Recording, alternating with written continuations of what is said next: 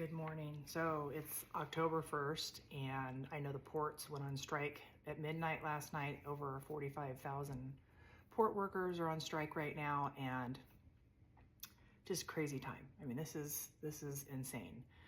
But a crazy thing happened to me last night. I was sleeping, and middle of the night, God woke me up, used the bathroom, and told me to pray. So I went to the bathroom and laid back down, and I was praying, just kind of in my breath, nothing, really serious. I wasn't really fully awake, and fell back asleep. And anyway, at around 3:47 or so a.m., the TV in our room just went on. And my husband wakes me up asking me for the remote, and I reach over to the nightstand and I give it to him, and I thought, wait a minute, that's weird.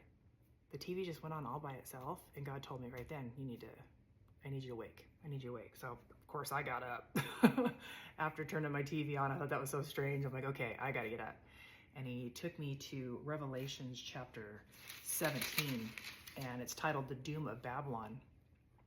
So I'm reading this thing over and over and over again last night, and of course I'm just, I'm not really good at that stuff. I'm like, okay, God, what are you trying to show me?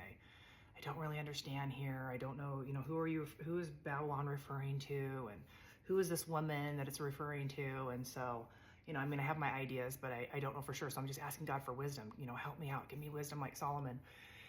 And so, I read through it I was probably up for about 15, 20 minutes, just going through it and reading it over and over again, but I didn't really get any real revelation. I went back to sleep this morning. It's just really on me. Okay, I got to get my Bible out. I got to get back in this.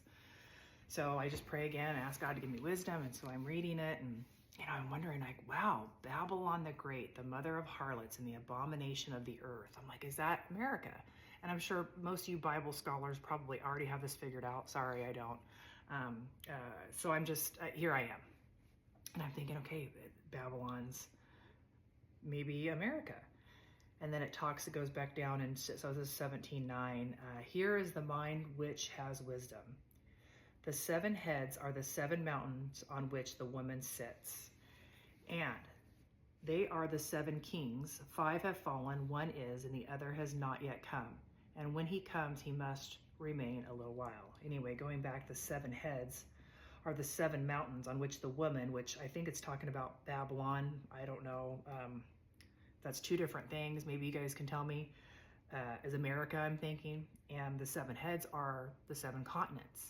And, America is like, we're it. Everything that happens here affects all the other places in the world.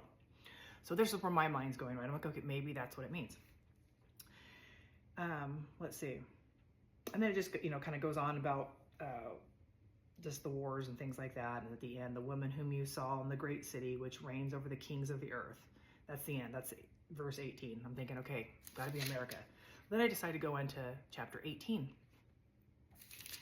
And I'm reading all this, and I'm going down, I'm in 18, and let's see, I get down to 18 verse 9.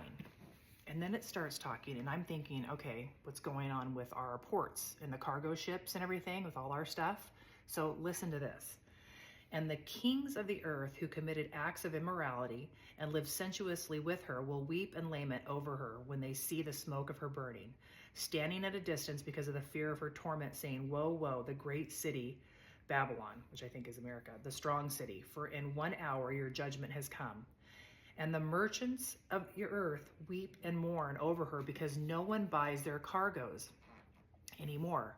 Cargoes of gold and silver and precious stones and pearls and fine linen and purple and silk and scarlet and every kind of citron wood and every article of ivory and every article made from every costly wood and bronze, iron and marble, and cinnamon and spice and incense and perfume and frankincense and wine and olive oil and fine flour and wheat and cattle and sheep and cargoes of horses and chariots, slaves and human lives.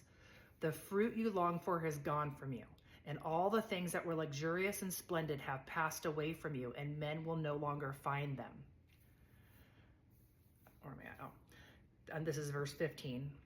The merchants of these things who became rich from her will stand at a distance because of the fear of her torment, weeping and mourning, saying, woe, woe, the great city, she who has clothed in fine linen and purple, scarlet, and adorned with gold and precious stones and pearls, for in 1 hour such great wealth has been laid waste.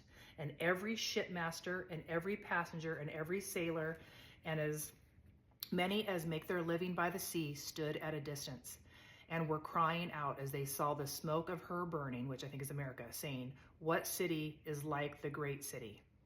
And they threw dust on their heads and were crying out, weeping and mourning, saying, "Woe, woe, the great city, which all who had ships at sea became rich by her wealth, for in 1 hour she has been laid waste." So in my mind, I'm thinking that they're talking about America. You know, everybody got rich from America. Everybody was successful from America, but here we are, all these things and no more. Rejoice over her, O heavens, and you saints and apostles and prophets, because God has pronounced judgment for you against her.